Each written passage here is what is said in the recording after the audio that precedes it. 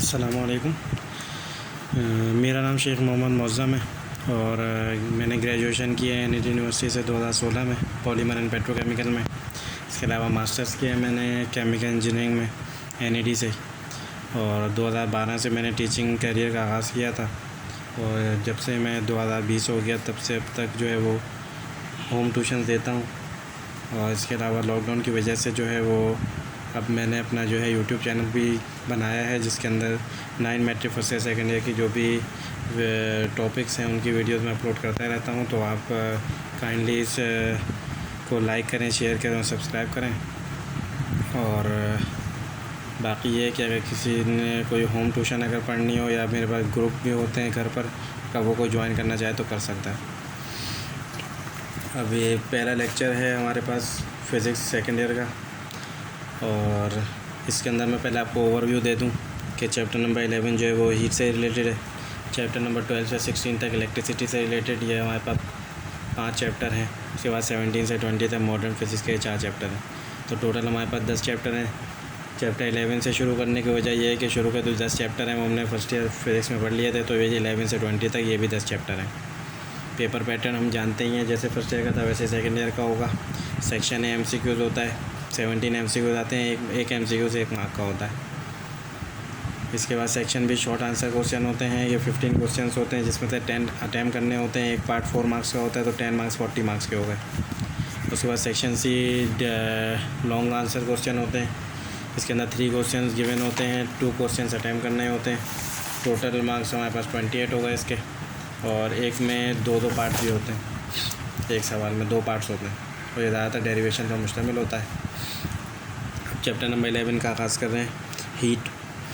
Heat की definition क्या है? Total energy of molecules is called heat. Molecule के बाद जो टोटल एनर्जी है वो हीट कहलाती है। एक और इसकी डेफिनेशन है, sum of kinetic and potential energies of molecule is called heat. अगर काइनेटिक और पोटेंशियल एनर्जीज का सम कर देंगे तो हीट कहलाएगी। टेम्परेचर की डेफिनेशन क्या है? The degree of hotness and coldness is called temperature. कोई चीज़ कितनी गर्म है या ठंडी है ये हमें टेम्परेचर बताता है। या heat level in a body is called temperature. एक बॉडी में क्या हीट लेवल है ये भी टेम्परेचर कहलाता है। Temperature is that quantity which define the direction of flow of heat. Temperature वो चीज़ है जो हमें फ़्लो ऑफ हीट की डायरेक्शन बताती है कि हीट कहाँ से कहाँ फ़्लो कर रही है। और नॉर्मल कंडीशन में हीट एनर्जी फ़्लो करती है हाई टेम्परेचर से लोअर टेम्परेचर की तरफ। मिसाल के तौर पर अगर हमारे पास एक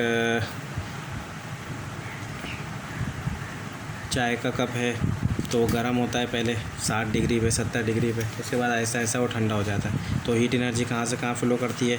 हाई टेम्परेचर से लोअर टेम्परेचर, यानी वो 70 डिग्री का जो कप था वो 30 डिग्री पर आ गया, यानी हायर से लोअर में हीट ट्रांसफ़र हुई। इसी तरीके से जब 2 बॉडीज़ को थर्मल कॉन्टैक्ट में रखेंगे, मुख्तलिफ़ टेम्परेचर हैं उन दोनों बॉडीज़ का, तो हीट एनर्जी फ़्लो करेगी हायर टेम्परेचर से लोअर टेम्परेचर की तरफ। कब तक करती रहेगी? जब तक दोनों बॉडीज़ का टेम्परेचर सेम ना हो जाए। और वो टेम्परेचर जिस पे दोनों बॉडीज़ का टेम्परेचर सेम हो जाए तो उसको हम थर्मल इक्विलिब्रियम कहते हैं। इसके बाद हमारे पास टेम्परेचर के यूनिट्स हैं। तो हम जानते हैं 3 इंपॉर्टेंट यूनिट होते हैं, एक सेंटीग्रेड स्केल होता है, एक फ़ारेनहाइट स्केल होता है और एक केल्विन स्केल होता है। तो ये नामुमकिन बात है कि हम टेम्परेचर को छू के बता सकें कि इस बॉडी का टेम्परेचर कितना है। ये तो बता सकते हैं कि गर्म है या ठंडा है, लेकिन ये नहीं बता सकते कि ये बॉडी का टेम्परेचर कितना है। तो हमें टेम्परेचर मेज़र करने के लिए स्टैंडर्ड चाहिए होता है और रेफरेंस चाहिए होता है। टेम्परेचर को मेज़र करने के लिए वाटर को हम स्टैंडर्ड लेते हैं और 2 मरकरी लेवल्स को हम लोग रेफरेंस लेते हैं। वाटर को स्टैंडर्ड लेने की वजह यही है कि वाटर इजीली अवेलेबल है पूरी दुनिया में, और 2 मरकरी लेवल हैं जिनको हम रेफरेंस ले रहे हैं। वो मरकरी लेवल जहाँ पे वाटर फ्रीज़ होता है हमने उसको आइस पॉइंट कह दिया, और वाटर जहाँ बॉयल होता है हमने उसे स्टीम पॉइंट कह दिया। तो सेंटीग्रेड या सेल्सियस स्केल में आइस पॉइंट को हमने 0 कहा, स्टीम पॉइंट को 100 कहा। और मरकरी लेवल की जो हाइट है आइस और स्टीम पॉइंट के दरमियान, अगर उसको हमें 100 इक्वल पार्ट्स में डिवाइड कर दें तो हर हिस्सा 1 डिग्री सेंटीग्रेड कहलाएगा।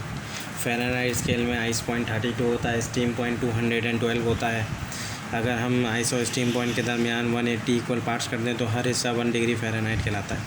और केल्विन स्केल के अंदर हमने आइस 0.273 लेते हैं, स्टीम 0.373 लेते हैं और इन दोनों के दरमियान 100 इक्वल पार्ट्स कर दें तो हर हिस्सा 1 केल्विन कहलाएगा। अब इनका जनरल फार्मूला भी है कि इनको इंटर कन्वर्ट करने का। Temperature of first scale minus इस ice point number of division of ice and steam, temperature of second scale minus इस ice point divide by total number of division. तो ये फार्मूला हम यूज़ करेंगे अगर हमें फ़ारेनहाइट दिया हुआ और सेंटीग्रेड में जाना है या सेंटीग्रेड दिया हुआ है केल्विन में जाना है तो उसके लिए फिर ये फार्मूला हम यूज़ करेंगे। बाकी जो है वो दूसरे लेक्चर में समझने की कोशिश करेंगे।